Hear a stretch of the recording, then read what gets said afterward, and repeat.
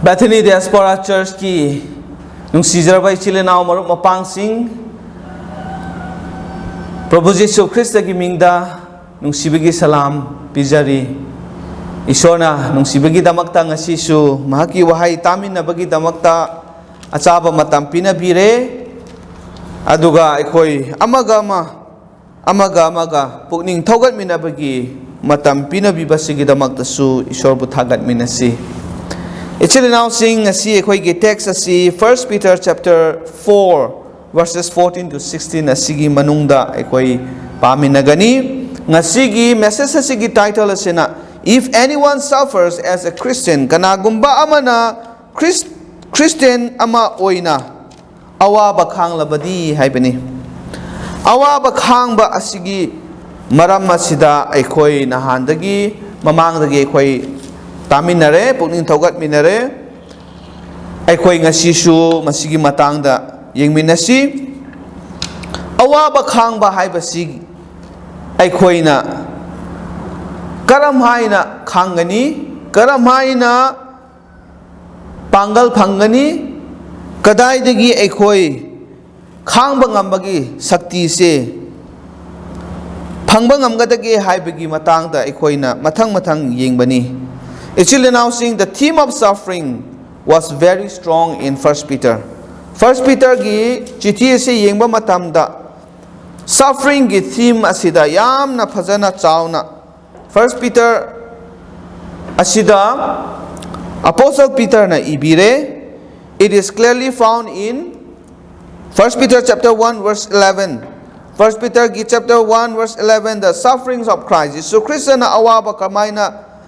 Khanghi bage hai bagi matang da takpi the sufferings of the Lord for us ai khoi ki damakta prabhu na awaba khanghi bagi matang da 1 Peter chapter 2 gi verse 21 da takpi suffered for us nang ai ki damakta prabhu na awaba khanghi ba ahum subada suffering for righteousness sake 1 Peter chapter 3 gi verse 14 da dharma chenbe ki damakta awaba khangba Mari subada Christ suffered in the flesh. Jesus Christ na haksang da awaba khangki ba asigi matang da 1 Peter chapter 4 verse 1 da. Sumaina matang suffering hairiba theme asigi matang da 1 Peter manung da ikoi uba phangi. Forms of suffering may vary. Haibadi aikoi na thengnari ba awaba aduga awaba aikoi na Palibasing ase tongan ba maongda thengnaba yai aduga finding encouragement to endure suffering maduda aikoina suffering awaba khangba ngamnana bagi damakta thauna panggal aduga thogat pase kadaidagi phangani haibase aikoita takpi aduga madugi encouragement phangbase yamna mathau tai haibani aikoi gi damakta maramdi awaba khangba se araiba nate khangba ngambagi thauna darkar oi madu phangba ngamna na ba aikoi encouragement asiyamna maru oi actually now sing Christian ama oibagi damakta Jesus Christ gi mingda Jesus Christ bu ningbagi damakta magi sebok oibagi damakta magi tungin ba oibagi damakta mi singna aikoi bu chaibi ba su yaugani being reproached for the Lord 1 Peter chapter 4 verse 14a da if you are reproached for the name of Christ Christ gi mingi damakta na khoi bu chaibi ba matam da haibani masi yengba kanda aikoi gi punsida Jesus Christ bu ningbagi damakta chaibi base tina ngangbi base thengna banate aikoi thengnai aduna aikoi masi adum thengnagani haibagi expect ase adum lai adumapu masida aikoi kari khangadage haibagi karamaina masi understand tawsige haibasina hena maru ai chilenau sing Christian haiba wahai ase aikoi na X ta parabadi Antioch ta leiba Jesugi tung inbasing adubu Christian haina kaurambani. Ahan bamaktadi Christian haiba wahai se yamna usit thawoidana kaubiba adugumba wahai amani. Jesugi tung inba disciples singbu Christian haina kaurambase. Adubangpu masigi wahai ase nona biba wahai oina sizinaram labasu madugi wahai adu yamna mamal laiba magun laiba adugumba a word of honor or name of honor oina lae aduna Jesu Christa butung inba magi disciples sing ase Christian haina khangnabani ngasisu aikoi Christian haina lady maramdi aikhoina Jesu Christa gi tung inbani mabu ningbani magi sebok oina aikoi leibani aduna masi aikoi yengba matamda Jesu Christa gi mingda aikoi mina thina ngangbiba kaya aikoi thingnagani aigi punsida tongan tongan ba smaina Jesu Christa gi mingidamakta aina thabak tauba pau sandokpa natraga Prabhu mahaki thaugan taurakpa manung asida aina khara thengnaba yawi mayam marak aduda ama aina share taujaning basi karino hairaga aina college lairingaida final year karakpa matamda ojasingna nakoi tambase practical oina khara tauba darkar oye aduna nakoi chatlaga mapanda outreach ministry pau sandokpa nakoi chatkadabani aduga gospel track Jesu Christa gi maramda aran kubam gi maramda nakoi pau sandokadabani haiduna ikoi thadoe nongmai koi chatle ai gi marup singa chatpa matamda smaina track si yelakpa matam sida naha khara leirame aduga makoi se khoida naksalla changsalla aduga makoi maraktuda khara masa phaba miwang chauba amana aigi khutta paiba gospel track ase tap launa pairaga mullaga mana yenge aduga hujiki gospel track aduda wahai khakta natadana photo macha amasu yawi Jesugi photo ni haina ekoina happa adugi picture si yawi aduda man haibani o masigi photo si naplaga masida wahai khara iraga nakoina yenbani masigi thabak tawbasida nakoina masi yen masida paisa kaya phangi nakoibu yen haliba mi singaduna lupa kaya pi haina hange aina aikoi karisu phangde masi tawbase aikoi paisa gidamak tawba nate haina khumi matamaduda man haibani nachin thiganu ai khangi loina khangi nakoi masi tauba muhutta aigi photo fajaba mahapke aigi maramda khara ise aduga misingda piyo yelo nakoina kaya pambano ai pige haina yamna usittabagi moongda chaibagi moongda su mahakna adumaina nganglai ai karisu khumde wakhandi nungaite aduga mafamdu thanamlaga koi halae loiraga aikoi se chakadaba tawgadaba khudingmak loisalaga nunggang wairam yumda lakhre college da halae aduga college da aikoi pothaba matam asida nungdang da ai sum khanbani ngasi theignariba thodok adugi matang aduda ai se khalle amuk nauna khanma matamda wakhan sida yamna kari haisira karisu nataba ai maran leibesu nate aina di makoi gi thawai na kanbiba phangnanabagi damakta khallaga aina makoi gi thawai bu nungsibagi damakta kanbibagi maramda khangnanaba Jesu gi afaba wapawase sandokpani aina pibibani aduga oiraiba makoi gi response adudi aigi damakta yamna kari haisira nungaitaba ama oina tawrapase khanma matamda ai wakhan khara nungai khide adubu hena sum khantaba matamda aigi wakhanda isona sokpiba ngangbiba adudi karino hairaga ngasi nangna Jesu Christa gi damakta awaba khangliba natraga chaibirakpa ase nokpiba ase nang kari supukning hantaganu Masi khuding mak ase khangba ngamnabagi panggal nahakna Ishor da haijau haibagi wakhal se egi thamoi da lae aduda aina ishor da haijai ishor aibu panggal pibiu khantabagi panggal sun hak na hapiu haijaraga aise khalle aigi thamoi da nungai ba se phawrae ngasi aina Jisu Krista gi damakta saki tawraga magi damakta aina ngamjaba Karadang oirabasu honaraga mahaki afaba wapau sandok laga lomanai daba aran kubamgi maramda khangdaba misingda khangnanabagi damakta tawrubase ai yamna laibak phai aduga madu tawbagi damakta aibu chaibirakpa aibu thina ngangbirakpase aigi damakta yai phabani ai Jisu Krista gi damakta suffer tawbani haibase ningsinglai aduda aigi thamoida nungaiba phawi ichilinaw sing asumaina hena sathiba maongda mina chaibirakpa even phubirakpa onnei birakpa kayasu thengnaba lai ichilinaw sing tabang pana sida yengba matamda adukki matik laibani aduna masi aikoi thengnaba matamda ngakloidabani isorgi wahaida loina laikhrabani aduga masigumba awaba thengnabase yamna kaman oye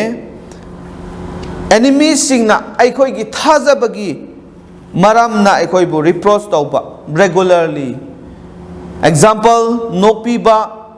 mocking tawbiba or to create fear aikoi bu kihanba kaya aikoi da lakani laksu lai masini aduga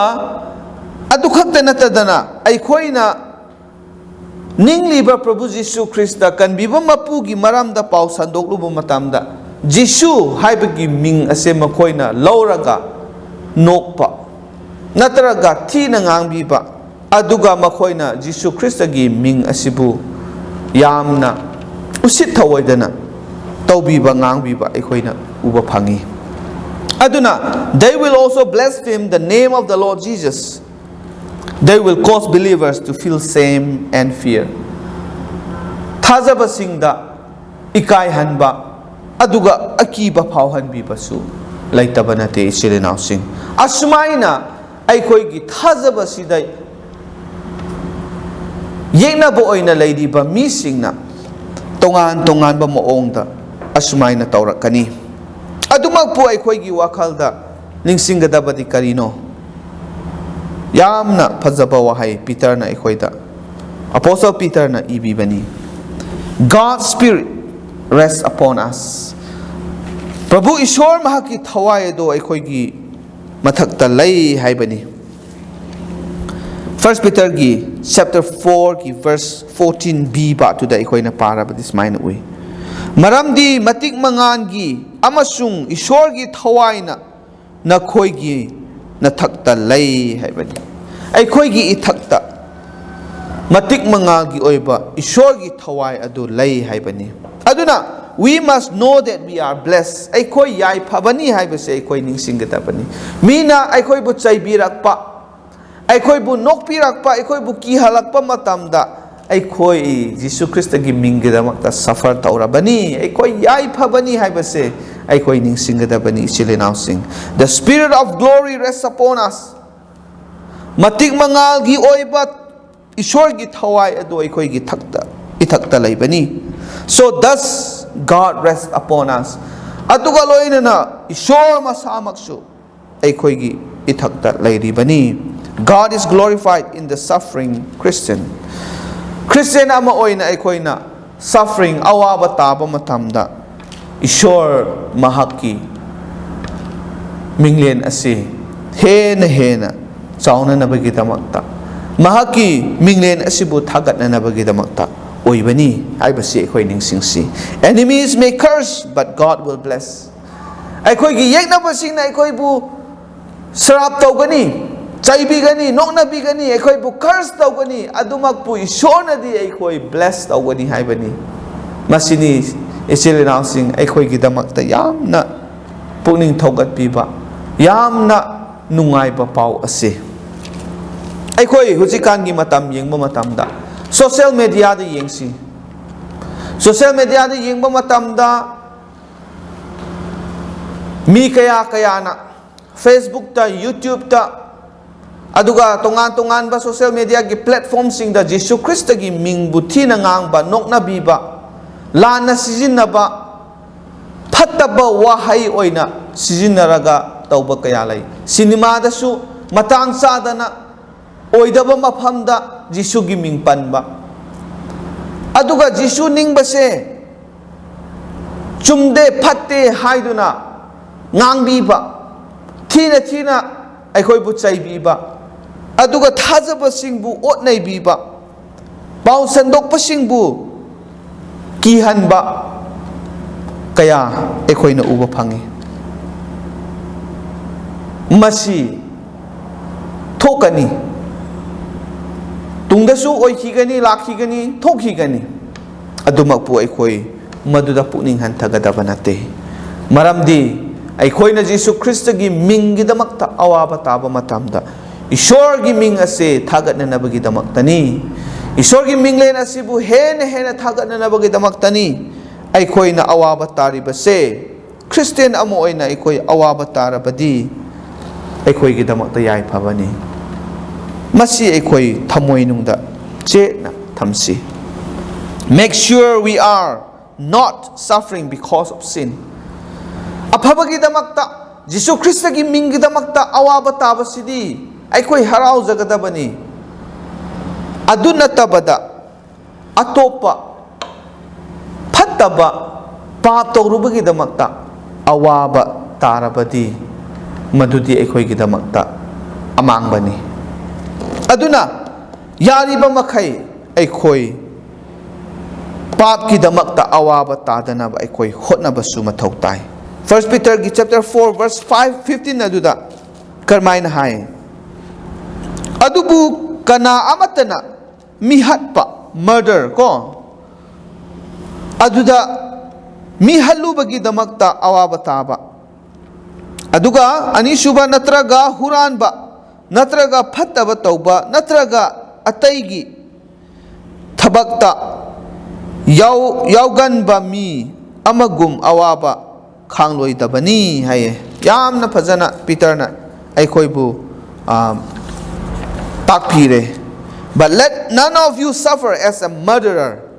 a thief, an evildoer, or a busybody in other people's matters. Aikhoi common sin ubase karino, a murderer, mihatpa. Actually now sing aikhoi mihatpa ama oina awaba taba matamda aikoi ishorgi blessing phangloi. Kristagi damakta Kristagi mingda aran khubam misingna phangnanabagi damakta aran khubamgi maramda khangnanabagi damakta pau sandolaga saki tauraga witness tauraga aikoi awaba taba matamda ishorgi blessing phangani. Not as a murderer. Madugi punishment adudi kadigumba mi hatlabadi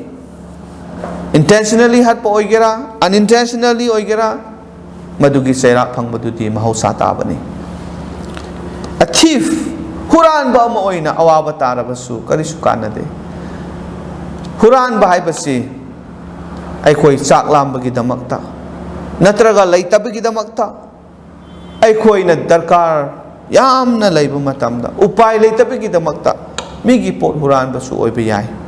Huralabadi aikoi nongma natraga nongmadi madugi chairak phangani. Mina phubigani chaibigani adu matamda aikoi gidamakta karisu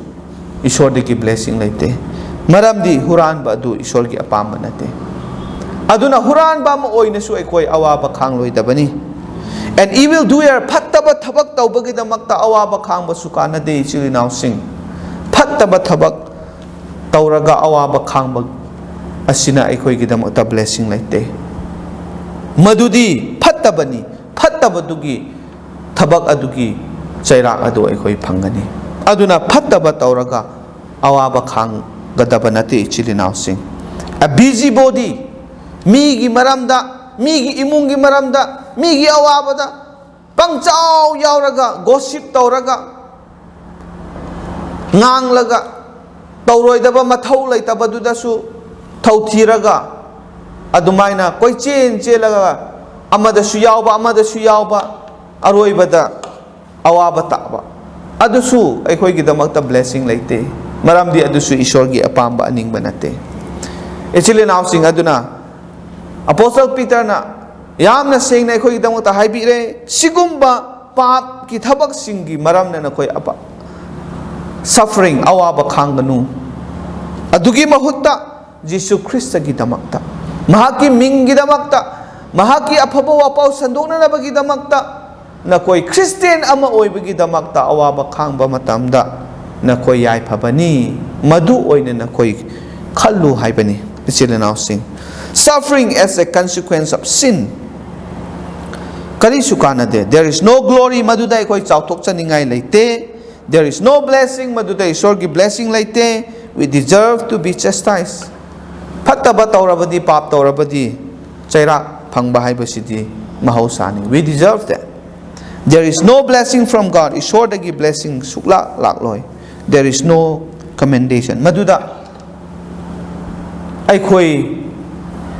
phattaba taururaga pap taururaga ma awaba khangbani as madi yam phe haina haibigitaba karisu leite. Maduda commendation amata leite. Thagat pinigadaba karisu maram leite. Ichile now sing. True suffering for the Lord. Ashengba awaba khangba Prabhu ki damakta khangbase masini Ishorna pambase. Yet if anyone suffers as a Christian ama oina na koina awaba khanglabadi, let him not be ashamed. Mahak ikai dasanu haibani. But let him glorify God in this matter. Mahak na Prabhu bu thagat sunu masigi maram masina. 1 Peter chapter 4 verse 16 na duda. Yamna mayik sing na mu takpire. Adubu kanagumba na Christian ama oina awaba khanglabadi mahakna ikai dasanu madugi maramda mahakna ishorbu thagat sanu haibani. Actually now sing if there is true suffering aikhoina aphaba achumbagi damakta suffering tawba matamda because of our faith aigi thazabagi maramna because of our identification with the Lord Jesus Prabhu Jesu Christ ga identify tawraga aina magi maramda awaba tarabadi aikoi laibak phai aduga aikoi as a believer karamaina respond tawgani sigumba achumba suffering ase thengnaba matamda appropriate response ase the believer need not feel ashamed thazabasing aikoi ikai roisi haibani ikai ganu haibani adugi mahutta he should glorify God in his suffering mana awaba khangliba adu aphaba achumba gidamakta mahakna awaba khangbani Prabhu mahaki damakta awaba khangbani aduna ishorbu thagat sanu haibani ichile now sing masi aikoi tauge haiba matamda laidi lairoi it is going to be challenging aduma po aikoi ki challenge karino how can we do this aikoi si karmaina tauba ngamgani haiba targadi spiritual growth is vital aigi thawai the growth aigi thazabada hena chetpa chaukhatpa si yamna darkar ai karamaina spiritual growth lakani aigi punsida thazaba moina Christian moina ai spiritual growth se karamaina laigani haiba matamda growth in knowledge ishor gi wahai pachana munna aikoi khangba tai ishor gi wahai se hena khangbagi matung inna hena nangonda spiritual growth lakani aduna ishor gi wahai paba taba yamna darkar oi knowledge asikadai de gilakani ishor gi wahai de gilakani growth in faith ai gi thazaba se hena chaw khalakani maduda ikoi sigumba awaba mayam ase khangma ngamgani appropriate response ase ikoi piba ngamgani aduga aikoi gi awaba duda harauzaba ngamgani ishor bu thagat ngamgani spiritual strength must be found pangal darkar oye karamba pangal thawai gi pangal spiritual pangal asi yamna darkar oye kari gi damakta spiritual strength asi darkar oibano hairabadi to endure khang ba haibasi laidabani aduna pangal darkar oye pangal adu thawai gi pangal adu ekhoi phangnana ba kanna thigadabani hotnagadabani to remain faithful and strong ekhoi tatana matam khudingda matam khibikta faithful oina lengdana yamna chena lepangamna ba spiritual strength ase ekhoi gidamakta darkar oi aduga spiritual assurance ekhoi assurance thajaba ase chumi haibagi assurance ase ekhoi yamna darkar oi through God's word masigi assurance kadai digi lakani ishor gi wahai digi lakani the more you read the more you understand the word of God ekhoi na hena paraga hena khanglakpa matamda o aigi punsi ase ishorna awaba tananabagi damakta Krista gi mingi damakta aise awaba khangadabasi ishorna yabibani ko haibase loina mathang khanglakani aduga through the Holy Spirit ishor gi wahai dagi ishor gi thawai asingba adudagi ekoina spiritual assurance ase phangba ngamgani aroibada seeking to glory God